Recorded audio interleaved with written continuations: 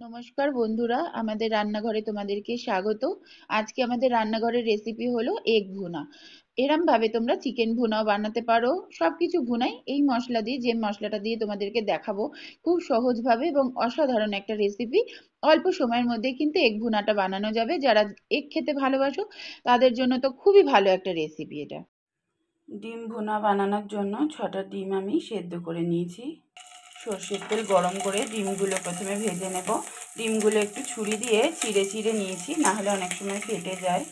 অল্প লবণ দিলাম, হলুদ গুঁড়ো দিয়ে দিলাম অল্প, কাশ্মীরি লঙ্কার গুঁড়ো দিয়ে দিলাম অল্প। লাল লাল করে ডিমগুলো একটু ভেজে নেব। ডিমগুলো দেখো আমার ভাজা হয়ে গেছে, তুলে নিচ্ছি। ওই তেলের মধ্যে একটু তেল অ্যাড করে দিয়েছি, সর্ষের তেল। একটা বড় সাইজের পেঁয়াজ দেখো একদম কুচো কুচো করে দিয়েছি। পেঁয়াজটা একটু ভেজে নেব। পেঁয়াজটা ভাজতে ভাজতে একটা মশলা তৈরি করে নেব। একটা মাঝারি পেঁয়াজ রাফলি কেটে নিয়েছি, তার মধ্যে একটা বড় সাইজের টমেটো দেখো এরকমই ডুমো ডুমো করে দিয়ে দিচ্ছি মিক্সির বাটির মধ্যে। কাঁচা লঙ্কা 7-8টা মতন দিয়ে দিলাম, ঝালটা তোমরা তোমাদের পরিমাণ মতন দেবে। একটা পেস্ট বানিয়ে নিচ্ছি।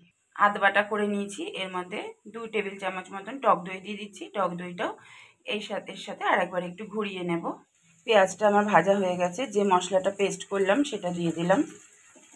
পেঁয়াজ, টমেটো আর লঙ্কা, এর মধ্যে রসুন লাগবে না, আদাও লাগবে না। খুব অল্প মশলায় কিন্তু এই ডিম ভুনার রেসিপিটা তোমরা যখন তখন করে খেতে পারো, চটজলদি হয়েও যায় আর খেতেও কিন্তু ভীষণ ভালো হয়।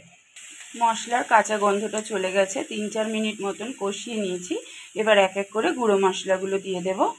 হলুদ গুঁড়ো দিয়ে দিলাম 1/2 চা চামচ, জিরের গুঁড়ো দিচ্ছি 1/2 চা চামচ, ধনের গুঁড়ো দিয়ে দিলাম 1/2 চা চামচের একটু কম, কাশ্মীরি লঙ্কার গুঁড়ো দিয়ে দিলাম 1/2 চা চামচ থেকে একটু বেশি কালার হওয়ার জন্যে, লবণ দিয়ে দিলাম স্বাদ মতন। সব মশলাগুলো দিয়ে খুব সুন্দরভাবে কষিয়ে নেব। এই সময় অল্প অল্প করে জল লাগলে ব্যবহার করতে হবে।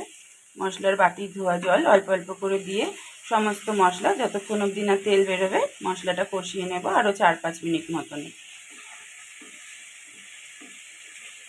4 থেকে 5 মিনিট মতন মশলাটা কষানো হয়ে গেছে, দেখো মশলা থেকে তেল ছেড়ে দিয়েছে।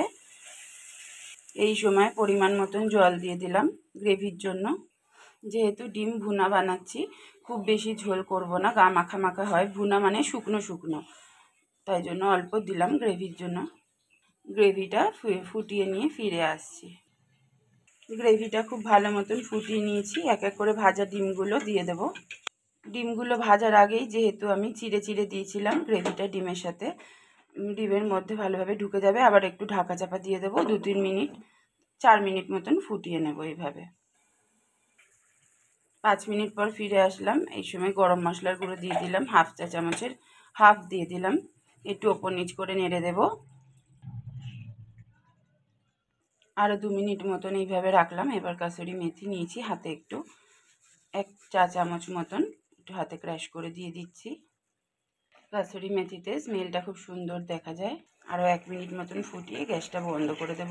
ডিম ভুনা রেডি হয়ে গেছে, গ্যাসটা বন্ধ করে দিলাম এই সময়। আজকের ভিডিও এখানেই শেষ করলাম। যদি আজকের রেসিপি তোমাদের ভালো লেগে থাকে অবশ্যই লাইক কমেন্ট শেয়ার করে দিও বন্ধুরা। যারা প্রথম এসেছো আজকে আমাদের রান্নাঘরের ভিডিও দেখতে, তারা অবশ্যই পাশে থেকেও সাবস্ক্রাইব করে। আজ আসি, খুব শিগগির আবার অন্য একটা ভিডিও নিয়ে তোমাদের সাথে দেখা হচ্ছে।